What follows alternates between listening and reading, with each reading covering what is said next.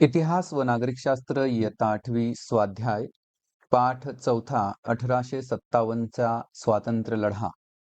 पहिला प्रश्न आहे, दिलेल्या पर्यायांपैकी योग्य पर्याय निवडून विधाने पुन्हा लिहा. स्वातंत्र्यवीर सावरकरांनी 1857च्या लढ्याला डॅश हे नाव दिले. स्वातंत्र्य समर. रामोशी बांधवांना संघटित करून डॅश यांनी इंग्रजांविरुद्ध बंड केले. उमाजी नाईक.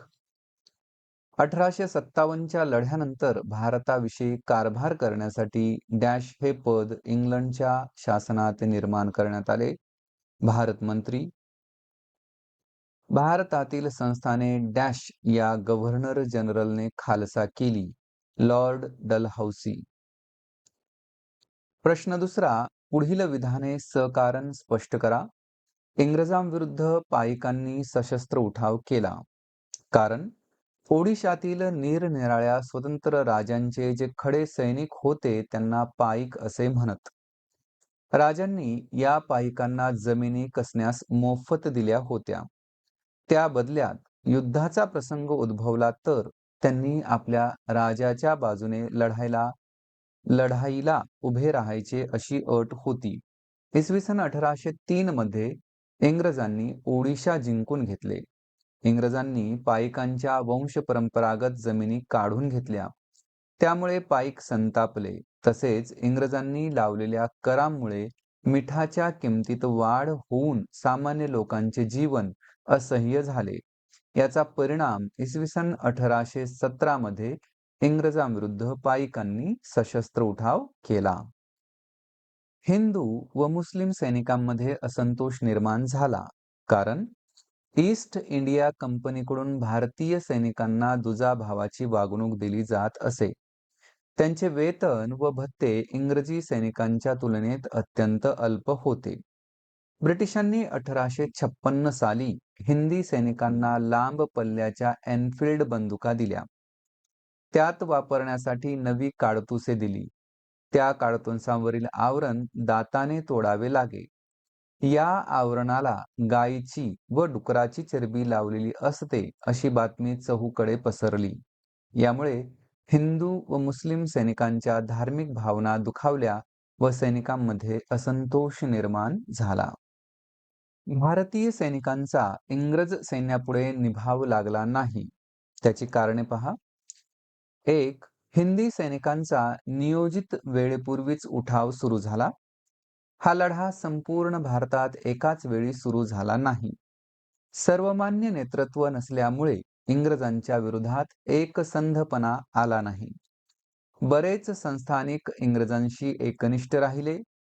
भारतीय सैनिकांकडे शौर्य होते, परंतु योग्य वेळी योग्य डावपेच आखता आले नाही. इंग्रजी सत्तेची सैन्य संख्या व प्रशासकीय ताकद मोठी होती. इंग्रजांनी उठावाचा बिमोड साम दाम दंड भेद या नीतीप्रमाणे केला. स्वातंत्र्य लढ्यानंतर भारतीय लष्करी तुकड्यांची जातवार विभागणी करण्यात आली. भारतीय सैनिक एकत्र येऊन इंग्रजी सत्तेच्या विरोधात उठाव करणार नाहीत या हेतूने भारतीय लष्करी तुकड्यांची जातवार विभागणी करण्यात आली. त्याचबरोबर भारतीयांमध्ये जात, धर्म, वंश, प्रदेश या कारणांवरून नेहमी संघर्ष निर्माण होतील, एकमेकांविषयी भारतीयांची मने कलुषित होतील या हेतूनेही ही विभागणी करण्यात आली.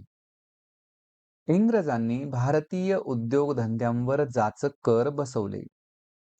इंग्लंडमधील भांडवलशाही अर्थव्यवस्थेच्या पोषणासाठी मोठ्या प्रमाणावर कच्च्या मालाची गरज होती.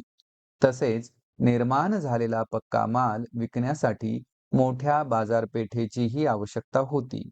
म्हणून इंग्लंडच्या बाजारपेठेतील माल भारतात खपवून आर्थिक लाभ घेण्याच्या उद्देशाने येथील उद्योगधंद्यांवर जाचक कर बसवले. परिणामी भारतात विकसित झालेला हस्तकला व कापड उद्योग दिवाळखोरीत निघाला.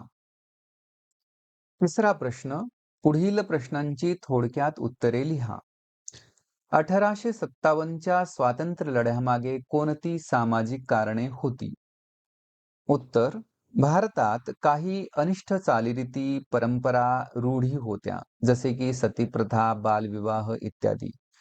इंग्रजांनी याविरुद्ध कायदे केले.